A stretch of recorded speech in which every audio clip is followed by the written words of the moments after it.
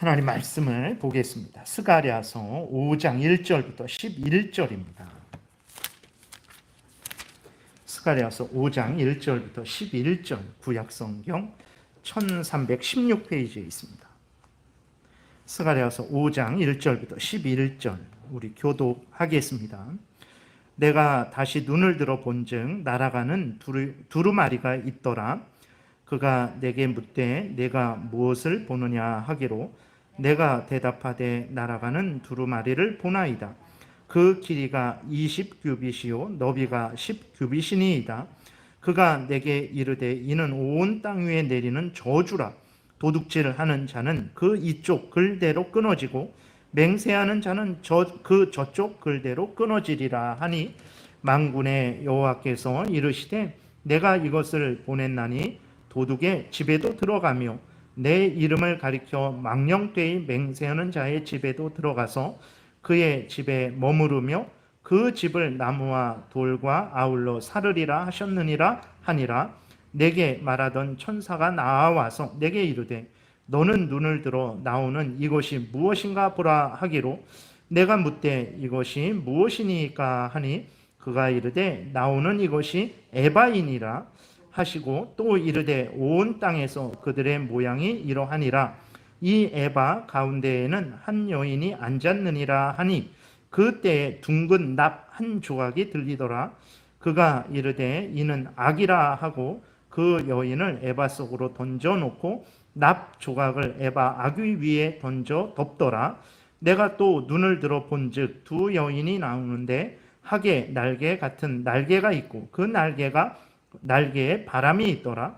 그들이 그 에바를 천지 사이에 들었기로 내가 내게 말하는 천사에게 묻되 그들이 에바를 어디로 옮겨 가나이까 하니 그가 내게 이르되 그들이 신할 땅으로 가서 그것을 위하여 집을 지으려 함이니라. 준공되면 그것이 제 초소에 머물게 되리라 하더라. 아멘. 기도드리겠습니다. 살아계신 하나님 아버지, 오늘도 은혜를 내려주셔서 감사를 드립니다. 하나님의 말씀을 전하고 듣습니다. 성령께서 역사하셔서 우리를 향한 하나님의 뜻을 잘 깨달아 알게 도우소서. 하나님께서 왜 스가랴를 통해서 환상을 보게 하시고 그 본 환상을 이렇게 성경에 기록하셔서 오늘 우리에게 읽혀 들리시는지, 하나님이 성경 말씀을 통해서 우리에게 알려주시고자 하시는 뜻이 무엇인지를 잘 깨달아 알게 하셔서 알려주시는 대로 믿고 따르는 참으로 복된 삶을 살아가는 우리 모두가 되게 도와주옵소서. 감사드리고 예수 그리스도의 이름으로 기도드렸습니다. 아멘.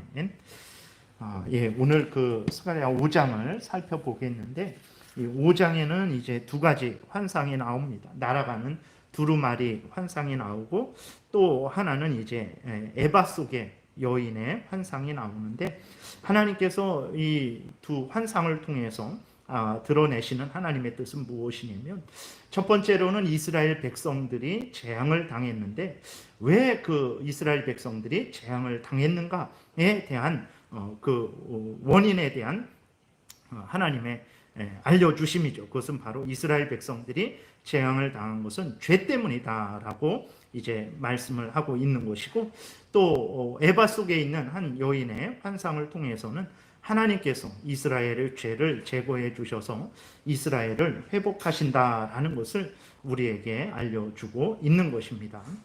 이 부분에 대해서 살펴보겠습니다. 이스라엘 백성들이 이제 재앙을 우리가 당한 것은 알고 있죠. 이 스가랴서가 언제 기록됐냐면 학개서랑 동시대에 기록된 것인데, 이스라엘 백성들이 바벨론에 의해서 포로로 끌려가서 70년 생활을 하고 그 70년이 차니까 이제 첫 번째로 이스라엘 백성들로 귀환한 사람들이 있는데, 그 귀환했을 때 그때 기록이 된 것입니다. 그러니까 이스라엘 백성들은 이제 하나님 앞에서 자기들이 왜 바벨론으로 끌려갔는지에 대해서 잊어서는 안 되는 거죠. 하나님은 오늘 본문을 통해서 바벨론으로 이스라엘 백성들이 끌려갈 수밖에 없었던 이유를 알려주고 있는 거예요. 이스라엘 백성들이 바벨론으로 끌려갈 때 편안히 끌려간 것이 아닙니다. 아주 비참하게 바벨론 포로로 끌려갔어요. 이때 수많은 사람들이 이스라엘 백성들이 칼에 죽었어요. 또 포로로 끌려가지 않으려고 도망쳤던 그러한 사람들은 전염병에 걸려서 3분의 1이 죽었습니다. 겨우겨우 칼을 피하고 전염병을 피한 나머지 사람들은 기근에 죽는 재앙을 당했어요. 그러니까 칼에 죽고 전염병에 죽고 기근에 죽고 거의 대부분의 이스라엘 백성들이 멸망을 당했고 그 또 남은 이스라엘 백성들은 바벨론 포로로 끌려갔던 것입니다. 그래서 이 당시에 그 상황이 얼마나 무서운 재앙이었는지 예레미야 애가 2장에 보게 되면 기록이 되어 있어요. 예. 이렇게 예레미야 애가를 통해서 이스라엘 바벨론의 공격을 받아서 비참하게 된 이스라엘 백성에 대해서 슬피 우는 노래, 탄식하면서 부른 노래가 예레미야 애가인데 그 한 부분에 이렇게 기록이 되어 있습니다. 20절에 보게 되니까 여호와여 보시옵소서 주께서 누구에게 이같이 행하셨는지요. 여인들이 어찌 자기 열매 곧 그들이 낳은 아이들을 먹어오며 이게 그냥 그 예레미야가 지어낸 말이 아닙니다. 그 앞에서 말씀드렸듯이 바벨론에 의해서 이스라엘 백성들이 3번 침공을 당하고 그때마다 포로로 끌려갔는데 그때의 상황이 이랬던 거예요. 그래서 칼에 죽고 기근에 죽고 전염병에 죽고 그래서 먹을 것이 없어서 심지어 어떤 일까지 일어났냐면 그 엄마들이 부모들이 자기의 자녀들까지 잡아먹는 그러한 일들이 있었던 거예요. 예레미야가 그것을 보고 하나님 앞에 울부짖고 있는 거예요. 제사장들과 선지자들이 어찌 주의 성소에서 죽임을 당하오리이까. 늙은이와 젊은이가 다 길바닥에 엎드려져 싸우며 내 처녀들과 내 청년들이 칼에 쓰러졌나이다. 주께서 주의 진노의 날에 죽이시되 긍휼히 여기지 아니하시고 도륙하셨나이다. 주께서 내 두려운 일들을 사방에서 부르시기를 절기 때 무리를 부름같이 하셨나이다. 여호와께서 진노하신 날에는 피하거나 남은 자가 없나이다. 내가 낳아 기르는 아이들을 내 원수가 다 멸하였나이다. 그러니까 이스라엘 백성들이 바벨론의 포로로 끌려갔을 때 그 상황이 이러한 상황이었던 거예요. 아마 우리나라에서 6.25가 일어났을 때에도 정말 이렇게 이러한 비슷한 상황이 아니었나 좀 이렇게 생각을 하게 됩니다. 또 포로로 끌려갔던 이스라엘 백성들이 바벨론에서 잘 먹고 잘 산 것도 아닙니다. 그곳에서도 늘 죽음의 위협을 당했어요. 다니엘서에서 우리가 보듯이 바벨론 사람들이 이스라엘 사람들로 하여금 얼마나 그 핍박을 하며 또 우상을 섬기게 하려고 얼마나 강압적으로 위협했는지 모릅니다. 그러니까 그 바벨론으로 끌려간 사람들은 거기에서 또 나름대로 믿음을 지키기 위해서 목숨을 바쳐야만 하는 그러한 재앙을 당했던 거예요. 그리고 또 에스더서를 우리가 보게 되더라도 이스라엘 백성들이 진멸될 뻔했잖아요. 하만이라는 그 사람에 의해서 그 이스라엘 모든 민족이 그 당시 그 페르시아 제국이었는데 바벨론이 멸망하고 페르시아가 그 자리를 차지해서 페르시아가 전 중동 지역을 차지하고 있었습니다. 근데 그 하만이라는 사람이 자기의 그 정치적인 그러한 술수를 써서 페르시아 전 지역에 있는 이스라엘 백성들을 완전히 이 땅에서 진멸하려고 했던 거죠. 그러니까 이 땅에서 이스라엘 백성들 자체를 완전히 사라지게 하려고 했던 거예요. 큰일 날 뻔했었죠. 이렇게 비참하고 무서운 죽음의 재앙을 이스라엘 백성들이 당했는데 그럼 왜 이러한 무서운 재앙을 당했는가? 하나님이 오늘 본문을 통해서 이스라엘 백성들에게 말씀을 해주고 계신데 그 원인은 바로 너희들의 죄 때문이다 하는 것을 하나님께서 드러내시고 있는 것입니다. 1절부터 4절에 보게 되면 이제 날아가는 두루마리 환상이 나오고 있어요. 1절에 보게 되니까 내가 다시 눈을 들어본 즉 날아가는 두루마리가 있더라 이렇게 기록이 되어 있어요. 스가랴 선지자가 눈을 들어보니까 날아가는 두루마리를 봤다라는 거예요. 근데 이게 스가랴 선지자가 우연히 어쩌다가 하늘이나 봐야 되겠다 해갖고 하늘을 향해 본 것이 아닙니다. 살아계신 하나님께서 스가랴 선지자로 하여금 깨닫게 하시고 스가랴 선지자에게 하나님의 뜻을 알려주신 거예요. 그렇게 하나님께서 스가랴 선지자에게 하나님의 뜻을 알려줌으로 말미암아서 스가랴가 하나님이 보여주신 그 환상을 보게 된 것이라는 것을 우리가 기억을 해야 됩니다. 하나님의 뜻은 하나님이 보이셔야만 우리가 볼 수 있는 거예요. 많은 사람들이 오늘날 하나님의 뜻은 누구나 알고자 하면 다 알 수 있다라고 생각을 합니다. 그러나 절대로 그렇지 않습니다, 여러분. 하나님께서 하나님의 뜻을 보여주셔야만 우리가 볼 수 있는 거예요. 또 하나님께서 하나님의 뜻을 깨닫게 해 주셔야만 우리가 깨달을 수 있다라는 것을 우리가 분명히 생각을 해야 됩니다. 하나님이 보여주시지 않으면, 하나님이 깨닫게 해주시지 않으면 모든 인간들은 눈뜬 장님이 된다라는 것을 기억해야 돼요. 여러분, 이렇게 이 천지 만물을 통해서 하나님의 신성과 능력을 하나님께서 이렇게 나타내주고 계신 거예요. 그래서 어디를 보더라도 하나님의 영광과 하나님의 능력, 하나님의 그 전능하심을 우리는 알 수 있죠. 그러나 수많은 사람들이 그 자연 만물을 보면서, 이 꽃을 보면서, 하늘을 보면서, 땅을 보면서, 우리 자신을 보면서 하나님의 신성과 능력을 깨달아 알고 있습니까? 그러지 않아요. 그러나 우리는 이 하늘을 보고 땅을 보고 이러한 꽃을 보고 우리 자신을 보고 되어지는 모든 일들을 보면서 하나님의 능력과 신성을 깨달아 알고 있단 말이에요. 무슨 차이입니까? 우리들이 정말 그 불신자들보다도 더 많이 공부해서 그렇습니까? 우리들이 정말 그 불신자들보다 더 많은 정보를 가지고 있어서 그렇습니까? 그러지 않습니다. 그럼 무슨 차이입니까? 했을 때 그것은 바로 하나님께서 우리를 불쌍히 여겨주시고 우리의 눈을 뜨게 하셔서 이 온 천지 만물에 나타난 하나님의 영광과 능력을 우리로 하여금 깨달아 알게 하시기 때문에, 우리로 하여금 그것을 볼 수 있도록 해 주셨기 때문에 우리가 자연을 보고 하늘을 보고 땅을 보면서 하나님의 능력과 영광을 이제 깨달아 알게 되는 것입니다. 하나님이 인간의 눈을 열어 주셔야만, 또 하나님이 인간의 그 깨닫는 마음을 주셔야만 하나님의 뜻을 알 수 있는 것이고 깨달아 알 수 있다는 것을 우리가 기억해야 됩니다. 그러니까 오늘날 우리들이 하나님을 알고 하나님의 말씀을 알고 있잖아요. 우리들이 이러한 이 뜻을, 스가랴 5장을 통해서 알려주시는 하나님의 뜻이 무엇인가 우리들이 알고 있잖아요. 우리들이 그래서 전하고 듣고 있잖아요. 그래서 이러한 것도 여전히 하나님께서 우리에게 하나님의 뜻을 보이셨기 때문에 우리가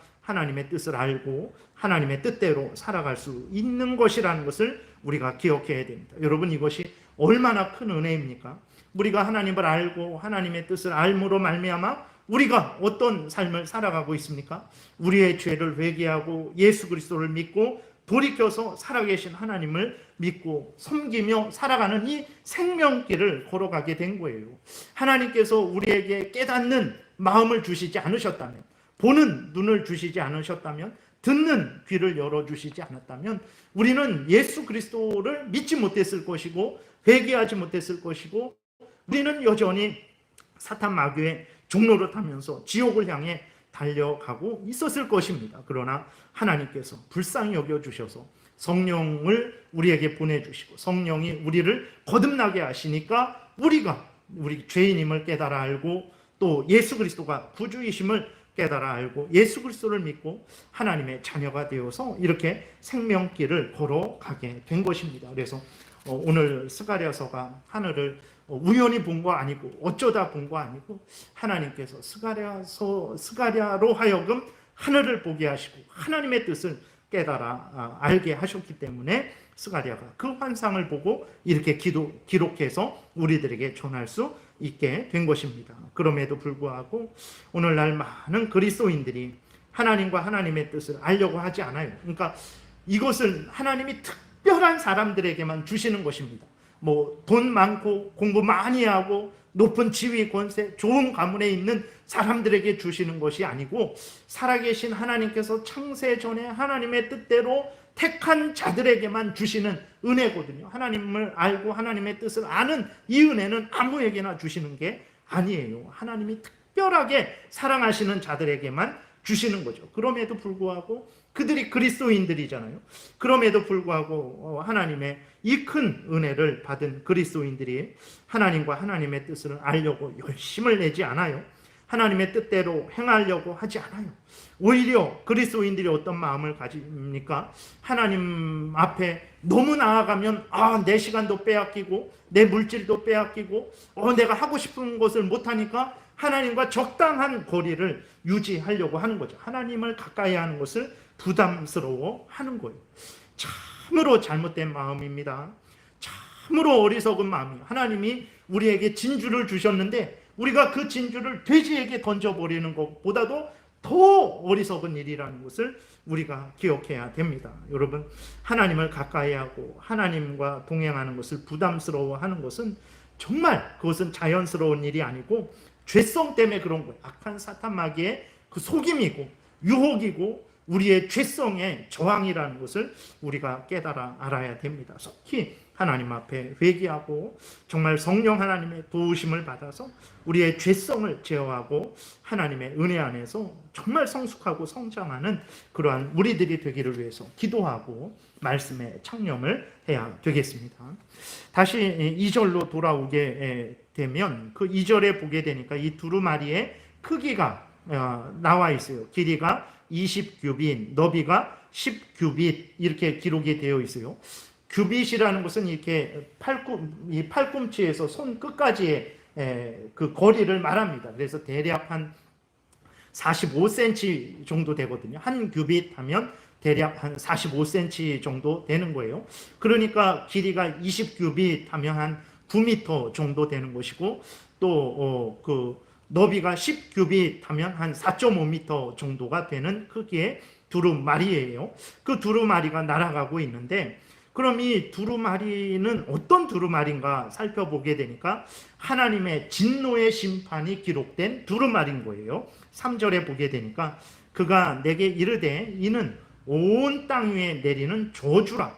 도둑질하는 자는 그 이쪽 글대로 끊어지고 맹세하는 자는 그 저쪽 글대로 끊어지리라. 이 기록이 되어 있는 거예요. 그러니까 도둑질하는 자에게 하나님이 내리는 진노의 심판이 기록되어 있는 것이고 거짓 맹세하는 자들에게 내리는 하나님의 진노의 심판이 기록되어 있는 거예요. 여기에서 도둑질하는 자와 거짓 맹세하는 자, 이 두 죄악을 저지른 사람들만 나타내는 것이 아닙니다. 이 도둑질하는 자를 통해서 하나님이 인간들 서로 간에 범죄하는 모든 죄악에 대해서 하나님께서 책망을 하시는 거예요. 그러니까 도둑질했다라는 것을 통해서 5계명부터 10계명까지 사람들과의 관계에서 범죄한 죄악에 대해서 드러내시는 것이고 그 다음에 하나님의 이름을 망령되이 일컫는 거죠. 맹세를 하나님의 이름으로 맹세를 하는데 거짓 맹세하는 거죠. 그것은 3계명 하나님의 이름을 망령되이 일컫는 거예요. 이 3계명을 통해서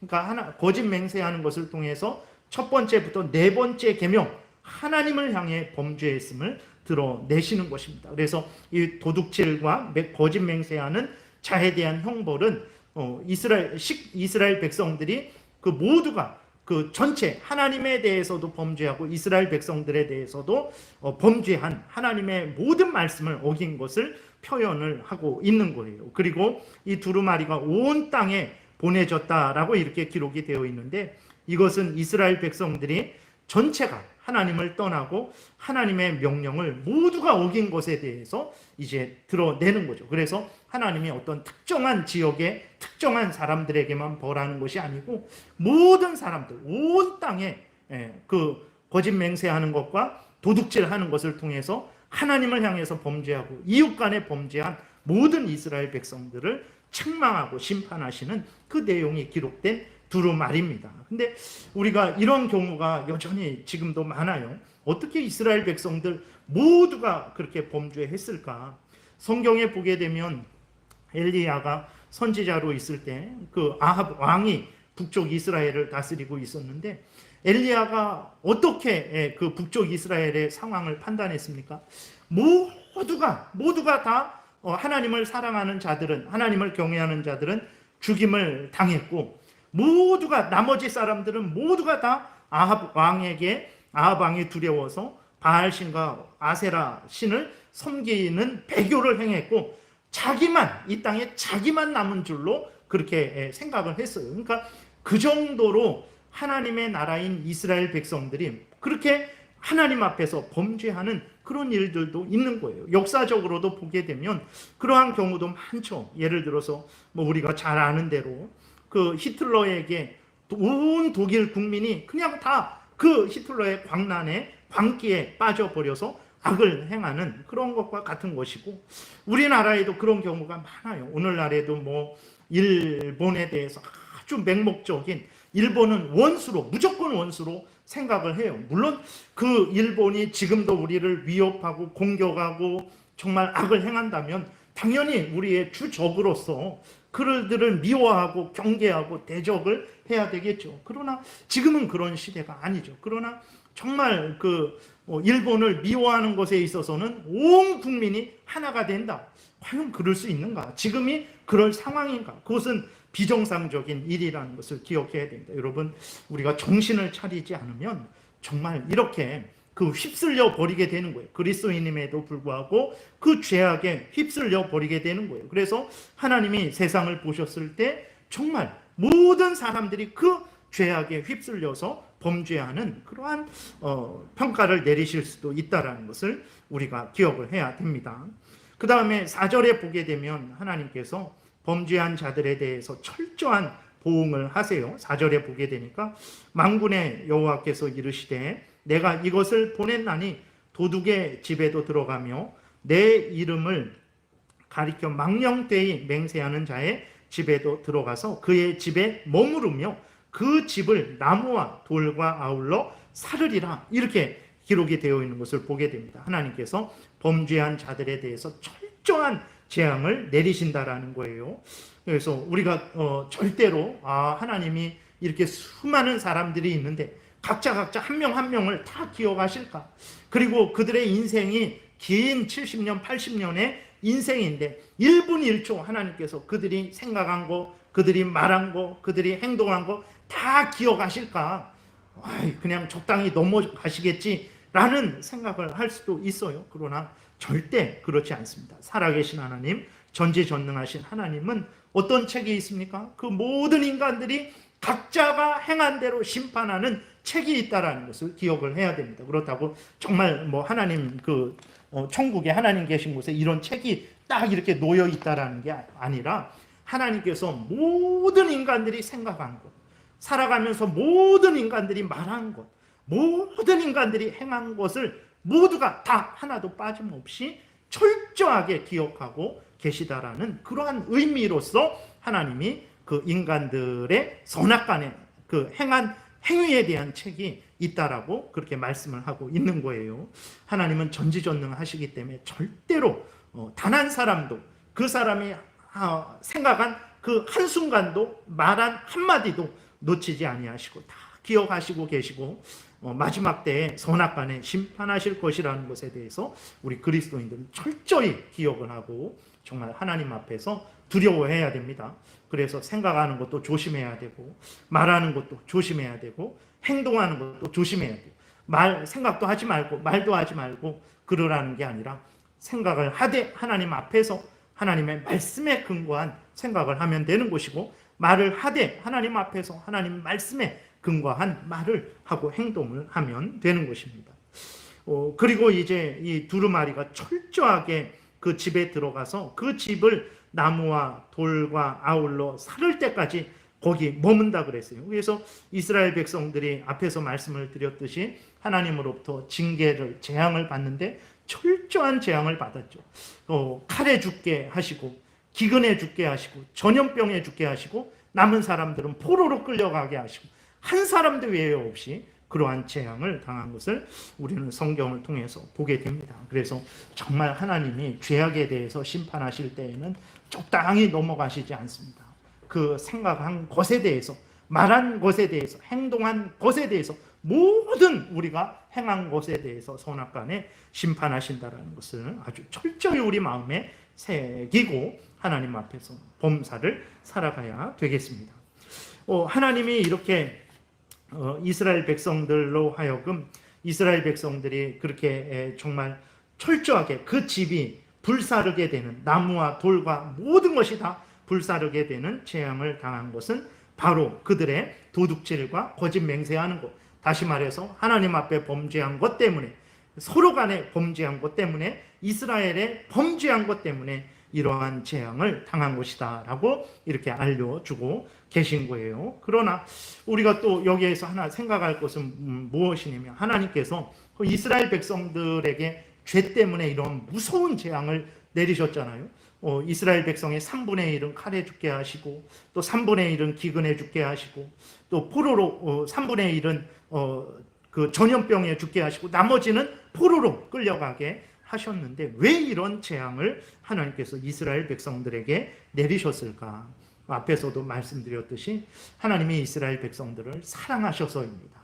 하나님이 이스라엘 백성들로 하여금 가장 복된 인생을 살게 하시기 위해서 그런 거예요. 우리는 이해할 수 없죠. 아니, 하나님 때문에 포로로 끌려가고 남은 사람들의 3분의 1은 칼에 죽고 3분의 1은 기근에 죽고 3분의 1은 전염병에 죽었는데 무슨 그것이 사랑입니까? 그리고 무슨 그것이 복된 인생을 살아가는 것입니까? 라고 우리는 그렇게 질문을 할 수 있어요. 여러분, 하나님께서 이스라엘 백성들로 하여금 이러한 재앙을 내리시지 않았다면 이스라엘 백성들이 죄를 멈췄겠습니까? 아닙니다. 그들은 계속해서 범죄했을 거예요. 이러한 재앙을 하나님께서 내리셨기 때문에 이스라엘 백성들이 그곳에서 행하던 하나님을 향해 범죄하고 서로 간에 범죄하던 그 범죄가 멈춰진 거예요.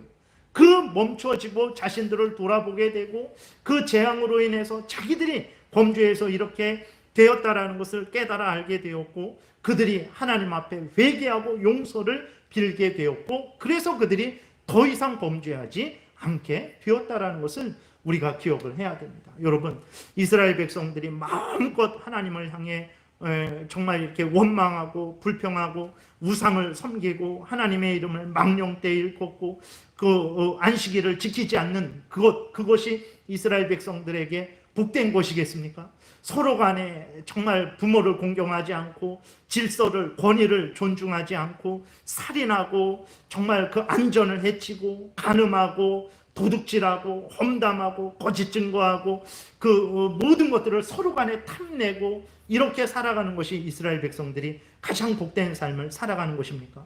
그러지 않죠. 하나님 앞에서 범죄했던 것을 멈추고 하나님을 경외하고 서로 간에 범죄했던 것을 멈추고 서로를 사랑하는, 이웃것을 내 몸과 같이 사랑하는 그 삶을 살아가는 게 복된 삶이 아니겠습니까? 여러분, 우리들이 이 땅에서 지금 이렇게 삶을 살아가는데 내 마음대로 하나님을 향해서 욕하고 내 마음대로 하나님을 모독하고 내 마음대로 이웃에게 악을 행하고 내가 갖고 싶으면 이웃 거 빼앗아 갖고 내가 기분 나쁘면 이웃을 해하고 이런 인생을 살아가는 게 복이겠습니까? 아니죠. 그것이야말로 사탄 마귀에게 종로로 돼서 가장 비참한 인생을 살아가는 것입니다. 하나님께서 이러한 인생을 못 살아가도록 하나님께서 재앙을 내리신 거예요. 그래서 하나님께서 천국으로 일찍 데려가실 자들은 천국으로 일찍 데려가시고, 아직 이 땅에서 회개하고 다른 일을 하게 하실 자들에 대해서는 생명을 주셔서 그들로 하여금 죄를 이제 멈추고 돌이켜서 하나님의 일을 할 수 있도록 하시기 위해서 하나님께서 재앙을 내리셨다는 것을 우리가 기억을 해야 되는 것입니다. 그래서 하나님께서 이스라엘 백성들에게 이렇게 무서운 재앙을 내리신 것은 죄 때문인데, 죄 때문에 재앙을 내리신 것이 그것이 이스라엘 백성들을 멸망시키시려고 하신 것이 아니라 죄를 멈추고 하나님께로 돌아와서 하나님을 경외하고 하나님의 뜻대로 살아가는 복된 삶을 살게 하시려고 하나님께서 이러한 재앙을 내려주셨다라는 것을 우리가 기억해야 됩니다. 오늘도 마찬가지입니다. 우리들이 신앙생활을 하면서 여러 가지 어려움을 당해요. 그런데 꼭 죄 때문은 아닙니다. 하나님께서 우리로 하여금 깨어있게 하시고 우리로 하여금 하나님을 더 의지하게 하시고 하나님께서 우리를 더 훈련시키시기 위해서 재앙을 주시죠. 그리고 또 죄 때문에도 재앙을 주세요. 우리로 하여금 그 재앙을 통해서 우리가 자신을 돌아보게 하고 회개할 것은 회개하게 하시기 위해서 재앙을 주십니다. 그러니까 하나님께서 우리에게 그 어려움을 주시는 것은 앞에서 말씀드렸던 대로 우리를 위해서 주시는 것이라는 것을 깨달아 알아야 됩니다. 그래서 우리가 인생을 살아가다가 어려움을 당할 때 그것 때문에 하나님이 나를 사랑하시지 않는구나, 하나님이 나를 버리셨는구나, 이런 생각을 절대로 해서는 안 되고, 정말 하나님의 뜻이 무엇인가, 내가 회개할 것이 있는가 돌아보셔야 됩니다. 내가 더 연단받아야 되는가, 내가 하나님을 더 의지해야 되는가? 내가 정말 항상 깨어 있어야 되는가? 무엇 때문에 하나님이 나로 하여금 이러한 재앙을 주셨는가? 살피셔야 됩니다. 그리고 하나님이 주신 뜻에 따라서 회개할 것이 있으면 회개해야 되죠. 죄를 멈추고 회개하고 돌이켜야 됩니다. 그리고 하나님이 연단하시는 것이라면 연단을 받아야 되는 거예요. 하나님을 더 하나님만 의지하게 하시려는 것이면 하나님만 의지해야 되는 것입니다. 그러면 되는 거예요. 그래서 여러분, 재앙을 하나님은 하나님의 자녀된 자들을 절대 버리지 않습니다. 절대 미워하시지 않아요. 스바냐 3장 보세요. 하나님이 하나님의 백성들을 얼마나 사랑하시는지, 기쁨을 이기지 못해서 즐거워하여서 어찌할 바를 모르신다라고 그렇게 기록이 되어 있어요. 그래서 하나님은 절대로 재앙을 내리시더라도 하나님의 백성들을 미워해서 이제는 그냥 버려버려야 되겠다라고 해서 재앙을 내리시는 것이 아니고, 회개하고 돌이키게 하시려고, 더 연단하시려고, 더 하나님만 의지하게 하시려고, 더 깨어있게 하시려고 재앙을 내리신다라는 것을 깨달아 하시고, 절대로 하나님을 의심하고 불신하고 하나님이 나를 사랑하지 않는다, 이러한 생각을 가져서는 안 되는 것입니다. 그 다음에 5절부터 이렇게 살펴보게 되면 에바 가운데 있는 한 여인의 환상이 나와요. 이 환상을 통해서는 이제 하나님이 이스라엘의 죄를 제거하시고 이스라엘을 회복시키신다라는 그러한 그 하나님의 뜻을 알려주고 있습니다. 에바라는 게 뭐냐면 이제 보통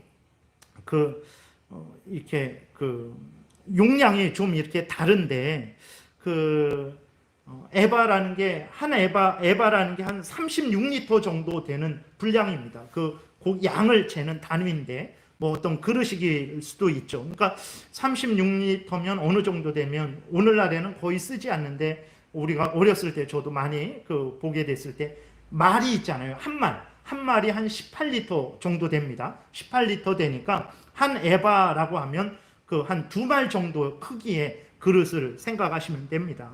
그 에바라는 바구니 36리터 정도 되는 바구니가 있는데, 그 에바 속에 한 여인이 앉아 있어요. 근데 이 여인이 누군가 그랬더니 8절에 보게 되니까 악이다, 이렇게 하나님이 말씀을 하십니다. 그럼 왜 여인을 악으로 표현했는가? 구체적으로 나와 있지는 않은데 악이라는 단어가 이제 여성 명사입니다. 그래서 여인을 그렇게 악이다라고 표현한 것이기도 하고, 우상 숭배하는 것이 이제 영적으로 음행을 하는 일이잖아요. 그랬을 때에 그 우상 숭배하도록 하는 게 음녀가 하는 일이잖아요. 그러니까 악을 여자로 표현한 것이기도 하고, 또 실제적으로 그 우상들을 보게 되면 여자 우상도 있거든요. 그러니까 그것을 뭐 여자로 표현한 것이기도 한데, 여자를 무시해서 표현한 것은 아니고 그렇게 여인을 한 여자를 통해서 악을 표현을 한 거예요.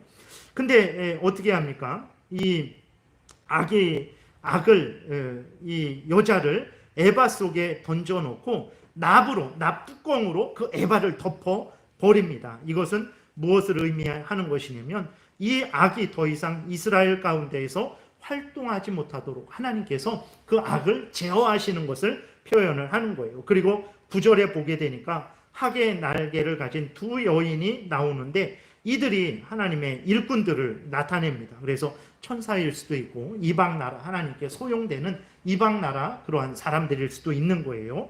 그래서 이 두 여인이 이제 이 여자를 에바 속에 놓고 납으로 뚜껑을 닫았는데, 그 에바를 멀리 시날 땅으로 옮긴다라고 이렇게 기록이 되어 있어요. 시날 땅은 어떤 땅입니까? 창세기 11장에 보게 되면 바벨탑을 쌓았던 곳이 시날 땅입니다. 그리고 이스라엘 백성들이 바벨론 포로로 끌려갔잖아요. 거기가 바로 바벨론 지역입니다. 그러니까 하나님께서 이스라엘 백성들의 그 죄악을 하나님께서 그 먼 악한 나라 바벨론 하면 하나님을 대적하고 하나님을 거역하는 악한 나라를 상징하죠. 그 악을 악한 나라로 옮기시고 이스라엘 백성들은 거룩하게 하시는 그것을 나타내고 있는 거예요. 이제 이스라엘에서 악을 제하시고 멀리 옮기시고 이스라엘 백성들을 회복시키시는 그러한 의미를 하나님께서 스가랴를 통해서 이스라엘 백성들에게 알려주셔서 이스라엘 백성들로 하여금 위로를 얻고 힘을 얻고 소망을 얻도록 하시는 거죠. 말씀을 정리를 합니다. 하나님께서 왜 이렇게 이스라엘 백성들에게 관심을 가질까요? 사실 이스라엘 백성들은 참 작은 민족입니다. 그리고 우리가 성경을 통해서 이렇게 보더라도 이스라엘 백성들이 하나님께 도움이 된 적이 한 번도 없어요. 새벽에 창세기 말씀을 전하지만 아브라함을 보게 되면 아브라함이 하나님께 도움을 준 적이 한 번도 없습니다. 정말 아브라함을 보게 되면 얼마나 연약한 존재인지 우리가 확인을 하게 되죠. 그래서 또 20장에 이렇게 또 살펴볼 텐데, 이제 20장에서 보게 되면 그러한 창세기 12장에서부터 19장까지의 그 모든 하나님의 은혜를 경험해서 아브람의 이름이 아브라함으로 바뀌었잖아요. 사레가 사라로 이렇게 바뀌었거든요. 이러한 크신 은혜를 받고 약속을 받은 아브라함이 또 어떻게 되냐면 20장에 보게 되면 자기 아내를 또 팔아먹어요. 처음에 가나안 땅에 왔을 때 그 바로 왕이 자기를 죽이고 아내를 뺏어갈까봐 그 사라에게 나의 누이라 이렇게 속이라고 말을 하죠. 그래서 정말 속여서 바로 왕이 그 사라를 취하려고 하죠. 하나님의 큰 은혜로 다시 구원을 받게 되었습니다. 그 이후에 수많은 하나님의 은혜를 아브라함이 경험을 해요. 그리고 하나님께서 아브람이라는 이름을 큰아버지라는 이름인데 뜻인데 아브라함, 열국의 아버지, 모든 나라의 아버지로 바꾸어 주십니다. 사레는 공주라는 뜻인데 사라, 모든 나라의 어머니로 이렇게 바꾸어 주시거든요. 이러한 약속과 은혜를 받은 그 아브라함인데 그 20장에 보게 되면 또 블레셋에 내려갔을 때 아비멜렉 왕이 자기를 죽이고 사라를 취할까봐 사라를 자기 누이라고 속여서 자기 생명을 구하기 위해서 사라를 팔아버려요. 물론 하나님의 은혜로 이렇게 다시 사라가 구원을 받게 되는데 이런 존재예요. 그러니까 아브라함도 이런 존재고 우리가 구약 성경을 쭉 읽어 나가다 보면 이스라엘 백성들이 단 한 번도 하나님을 위해서 헌신한 적이 없어요. 도움이 된 적이 없습니다. 근데 왜 이렇게 하나님께서 이스라엘 백성들을 내버려 두시지 아니하시고 정말 숨쉴 순간도 하나님께서 주지 아니하시고 계속해서 이스라엘에게 간섭하시고 이스라엘로 하여금 범죄했을 때에도 그냥 내버려 두시는 것이 아니라 정말 칼을 보내시고 전염병을 보내시고 기근에 죽게 하시고 70년 포로로 끌려가게 하시고 이러한 이스라엘에 대해서 이렇게까지 하나님께서 간섭을 하시고 이스라엘은 죽겠다라고 내버려 달라라고 하시는데 하나님이 내버려 두시지 않고 이러한 재앙을 주시면서까지도 하나님께서 이스라엘을 계속해서 이렇게 인도하시는 걸까요? 앞에서도 말씀드렸지만 사랑하셔서 그런 것입니다. 하나님이 이스라엘을 진정으로 사랑하시니까 아브라함을 참으로 사랑하시니까 하나님이 그 이스라엘 백성들로 하여금 사탄의 종로로 타게 할 수가 없는 거예요. 사탄의 종로로 타게 하는 것이 그게 사랑하는 사람에게 할 일입니까? 그럴 수는 없는 거죠. 하나님이 이스라엘을 사랑하니까 이스라엘 백성들에게 죄가 있는 것을 견딜 수가 없는 거예요. 이스라엘 백성들이 죄 가운데 살아가는 것을 견딜 수가 없는 거예요. 그래서 하나님이 이스라엘 백성들로 하여금 올바른 사람, 민족이 되게 하시려고 정말 사탄의 종로로 타고 하나님을 거역하고 서로 간에 해하는 그런 멸망길을 걸어가는 민족이 아니라 하나님을 사랑하고 서로를 사랑하는 정말 인간의 본분을 다하고 하나님의 영광을 드러내는 생명길을 걸어가는 민족 되게 하시려고 그러한 백성 되게 하시려고 하나님이 내버려 두시지 않는 거예요. 이스라엘 백성들은 싫다라고 그래도 사랑하시기 때문에 하나님이 그들에게 먼저 다가가서 그들을 때리시고 그들을 고치시고 그들을 새롭게 하시는 것입니다. 하나님께서 이러한 재앙으로 이들을 고치시지 않았다면 이스라엘 백성들이 고쳐졌겠습니까? 그럴 수가 없는 거예요. 그러니까 하나님이 왜 이렇게 이스라엘 백성들에게 무서운 재앙이잖아요. 포로로 끌려가게 하시고 남은 사람은 전염병과 기근과 칼에 죽게 하시는 그러한 재앙을 내리실까? 미워서 그러신 것이 아니고 사랑하셔서 사랑하시는데 왜 그러실까? 사랑하시니까 사탄의 종로로 타도록 내버려 두시지 못하는 거죠. 멸망길을 가도록 내버려 두시지 못하는 거예요. 재앙을 내리셔서, 심지어 죽는 재앙을 내리셔서라도 그들을 고치시는 거예요. 그들로 하여금 죄 가운데에서 나오게 하시는 것입니다. 이러한 사랑으로 이스라엘 백성들을 하나님께서 인도하신 거예요. 이러한 은혜와 사랑은 여전히 오늘도 우리에게 부어지고 있다는 것을 우리가 기억해야 됩니다. 여러분, 앞에서도 말씀드렸지만 다른 그리스도인들이라고 했는데 우리들은 늘 하나님을 향하여 마음이 뜨겁고 불타는 마음을 갖고 있고 하나님을 위해서 살아가고 있습니까? 그러지 않죠. 때로는 힘들어하고, 때로는 버거워하고, 때로는 쉬었으면 좋겠고, 때로는 하나님께서 왜 이렇게 내버려 두시지 않을까 하는 그런 마음을 우리도 갖는단 말이에요. 근데 하나님이 그렇게 하시지 않습니다. 오늘 이 수요일에도 우리가 이렇게 모여서 정말 온라인을 통해서든 어쨌든 하나님 앞에 한 번 더 말씀을 들으려고 하고 하나님 뜻 따라 살아가려고 이렇게 한단 말이에요. 하나님께서 정말 이러한 은혜를 우리에게 왜 부어주시는 것이겠습니까? 우리를 사랑하셔서 그런 거예요. 이것이 가장 복된 것이기 때문에 그런 것입니다. 세상에서 많은 사람들이 그러죠. 인간이 이 땅에 태어났는데 이름이라도 남겨야 되지 않겠는가? 호랑이는 가죽을 남기지만 사람은 이름을 남겨야 되는 거 아닌가? 어느 정도의 높은 지위 권세는 한번 올라가 봐야 되는 거 아닌가? 어느 정도의 물질은 우리가 그 물질을 소유하고 그 물질을 한번 써보는 그러한 것은 한번 살아봐야 되는 것 아닌가? 또 그러한 여러 가지 이 땅에 한 번뿐인 인생인데 내 마음대로 한번 살아가는 그러한 즐거움을 누려야 되는 것 아닌가? 이렇게 말을 한단 말이에요. 그래서 그것이 진짜 복인 것처럼 속인단 말이에요. 그래서 보세요, 여러분. 텔레비를 보시고 신문을 보시고 유튜브를 보시고 거기에서 진짜 인간이 어떻게 살아야 가장 복된 것인가, 다 이런 식으로 이야기를 한단 말이에요. 그러나 여러분, 성경은 그렇게 말하지 않습니다. 하나님은 우리에게 분명히 말씀을 하시죠. 가장 인간이 복된 것이 무엇이냐? 하나님을 경외하고 하나님의 명령 따라 살아가는 것이다. 그것이 복된 것이다. 높은 지위, 권세에 있으면 거기에서 하나님을 경외하고 하나님 명령 따라 살아가면 되는 거고, 낮은 지위에 있으면 거기에서 하나님을 경외하고 하나님의 명령 따라 살아가는 게 그게 가장 큰 복이다. 높은 지위나 낮은 지위나 그게 중심이 아니다. 어느 자리에 있든 하나님을 경외하고 하나님의 명령을 따라 살아가면 그게 인간의 가장 큰 복이다. 그런 차원에서 가난하고 또 내 몸에 질병이 있을지라도 걱정하지 말아라. 그게 중요한 것이 아니고 하나님을 경외하고 하나님의 명령을 따라 살아가는 것이 참된 복이다. 우리에게 그것을 알려주고 계신 거예요. 그래서 우리로 하여금 하나님께서 하나님이 사랑하신다고 했는데 왜 우리로 하여금 항상 기쁘고 즐겁고 풍성하고 높은 지위 권세를 누리고 이 땅에서 대접받는 인생을 하나님 우리에게 허락하시지 않습니까? 가끔 우리가 그런 생각이 들잖아요. 왜 그렇습니까? 그게 참된 복이 아니기 때문에 그런 거예요. 그게 참된 복이 아니기 때문에 하나님이 주셨다가 안 주시기도 하시는 거예요. 주셨다가 다시 가져가시기도 하는 것입니다.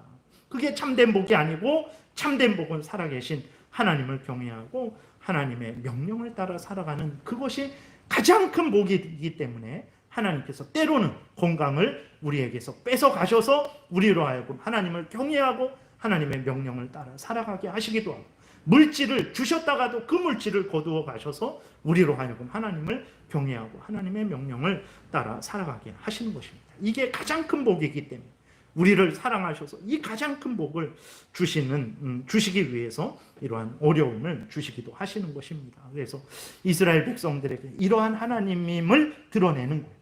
내가 너희들을 사랑하는데 어느 정도로 사랑하는지 아느냐? 내가 이 정도로 너희들을 사랑하고 이 정도로 너희들이 바른 길을 가기를 원해서 이렇게까지 너희들에게 행한 것이다 라는 것을 이스라엘 백성들에게 알려주셔서 낙심하지 않게 하시는 거죠. 또 이것을 기록하셔서 우리에게 알려주시는 것은 역시 똑같은 것입니다. 인간의 참된 복이 무엇인지를 알려주시고 하나님이 그 복을 주시기 위해서 얼마나 애쓰시는지, 심지어 우리의 건강을 치시기도 하시고 물질을 치시기도 하시고 심지어 우리의 생명을 먼저 천국으로 인도하시기도 하는 차원까지 하나님이 일하시는 곳입니다. 그래서 두려워하지 마십시오. 이 세상에서 하나님이 우리에게 어떤 일을 행하시건 간에 그것이 인간적으로 봤을 때는 아주 힘들고 어렵고 두렵고 무서운 일일지라도 하나님은 절대로 우리를 멸망시키시고 멸망시키시기 위해서 그런 일을 행하시는 게 아닙니다. 정말 우리에게 가장 큰 복을 주시기 위해서 죄를 미워하고 멀리하고 하나님 제일 우선 중심에 가장 큰 복을 주시기 위해서 가장 복된 삶을 살게 하시기 위해서 그러는 거예요. 그렇기 때문에 두려워하지 마시고 어떤 형편 처지이든지 간에 하나님을 신뢰하시고 담대하게 하나님을 향하여 나아가시는 여러분들 되시기를 바랍니다. 기도드리겠습니다. 살아계신 하나님 감사합니다.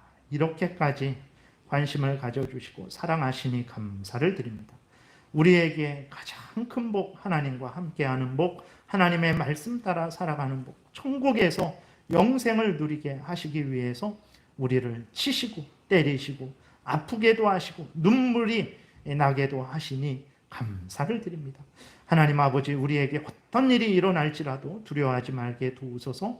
하나님이 우리를 사랑하셔서 인도하시는 과정이요, 또 하나님이 우리에게 가장 큰 복을 주시기 위해서 인도하시는 과정이라는 것을 깨달아 알고 낙심하지 말고 항상 어떤 일을 당하건 간에 하나님을 더 사랑하고 가까이 하는 우리들 되게 도우소서. 예수님 이름으로 기도드렸습니다. 아멘.